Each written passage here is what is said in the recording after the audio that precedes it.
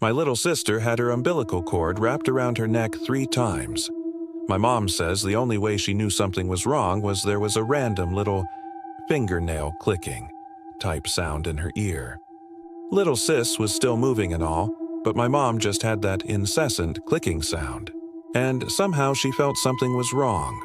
So she called her doctor, and they brought her in just to be safe. And that's when they found out baby girl had her cord wrapped around her neck 3 times.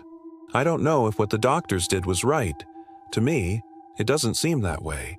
But my sister is a miracle in my eyes because after they let my mom go home, she ended up unwrapping herself once and then had her cord wrapped around her neck twice. They should have done a C-section, but they didn't, and I think that's kind of messed up.